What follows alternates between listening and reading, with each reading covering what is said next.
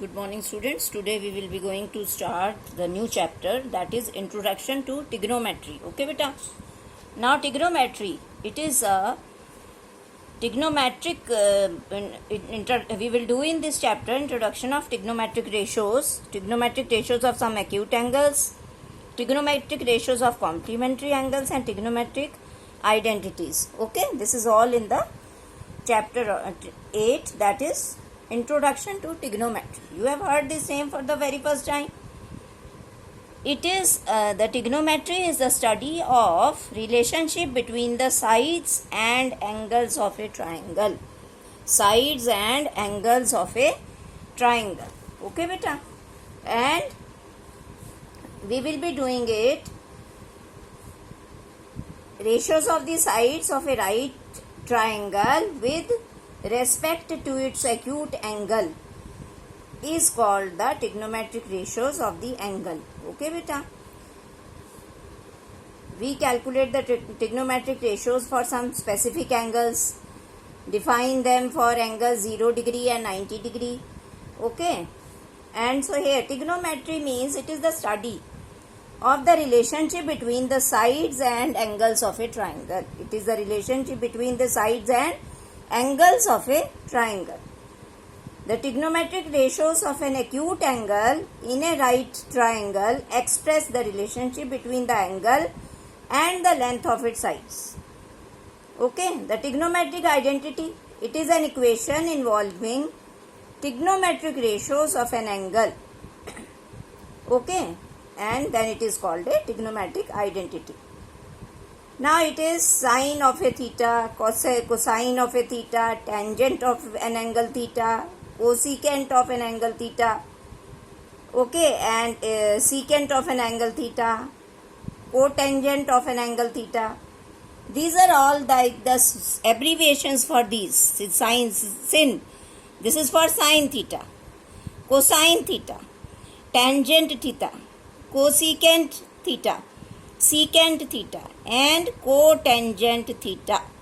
Okay, beta. So here now I will explain you what are all these. We will be doing the trigonometric ratios. We are taking a acute angle, right angled triangle. Okay, we have taken a right angled triangle, right angled at B. Triangle ABC is right angled at B.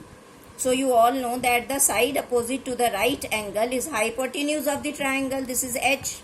Okay, then AB is the base of the triangle and this is the perpendicular distance. BC is the perpendicular to this base. Okay, beta. And this here we have taken this angle as angle A, that is theta we are taking.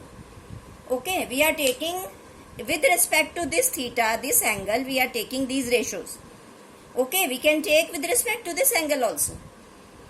So see how we will be doing. When we are taking this as the base, when we are taking this angle, it means this is the side adjacent, AB is the side adjacent to angle A and BC is its side opposite to angle A. Okay, when we will be taking angle C as the theta, then side opposite to angle C will be AB and side as adjacent to this angle C will be BC.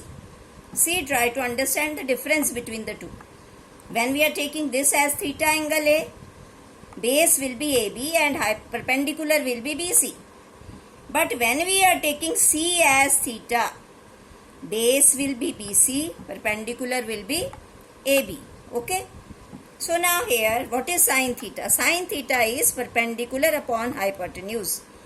It is the ratio of the side opposite to the angle upon hypotenuse. Side opposite to the angle upon hypotenuse, because it will be different. It will not be BC upon AC for angle C.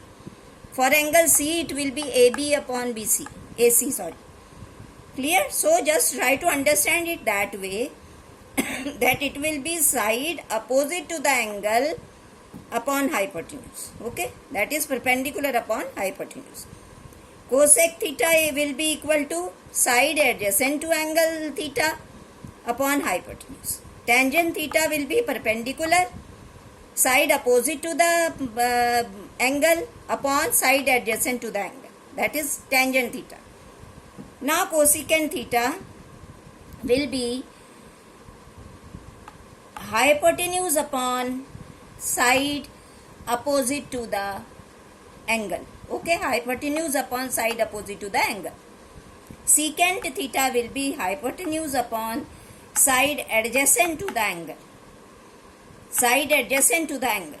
Okay, beta, I have written here side adjacent to the angle, side opposite to the angle. Try to understand, because then you will not won't be confused when you will be taking this angle C as theta.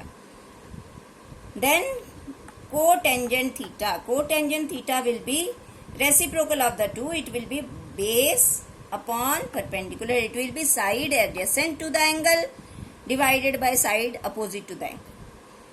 Okay, and they are now the reciprocal of each other. This C, when you can see cosecant theta is hypotenuse upon perpendicular, it means it is 1 upon sine theta. And similarly it is vice versa. Sine theta will be 1 upon cosecant theta. Same way secant theta is 1 upon cos theta, hypotenuse upon base. Cos theta will be equal to 1 upon secant theta. They are reciprocal of each other. Cot theta will be equal to 1 upon tan theta. Okay, it is equal to base upon perpendicular. And now, as we know that the angle 90 degree angle is the largest angle in this triangle. Okay, so the value of cos theta and sin theta lies between cos 1 is less than always 1. It can never be greater than 1. Value of sin theta and cos theta can never be greater than 1. Similarly, because now cosecant theta and secant theta are just their reciprocals, so the values of cosecant theta and secant theta will always be greater than 1. It will never be less than 1. I think you are getting my point. So go through these ratios, just try to understand these ratios properly. Today we are not doing anything else about this. We have not started the exercise. I am just giving you the introduction of this exercise, this chapter. It is very, very important. Okay, the relationship between how we are finding out this sin A, cos A, or sin C, cos C, tan C, both angles. We are taking both the acute angles, because it can be asked simultaneously. It can be asked any time. It can be asked angle for this angle A, or any time it can be asked for angle C also. Sine of angle C, sine of angle A. It is theta can be taken anywhere. 90 degree is fixed. So out of the two acute angles, theta can be any one.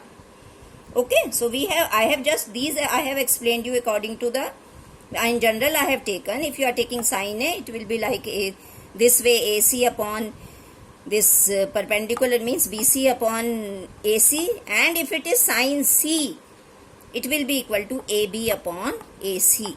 Hypotenuse remains the same. Okay, so I hope it is clear to you. Just go through it and try to understand the basic of the chapter. Then we will be starting exercise 8.1 tomorrow. Have a nice day.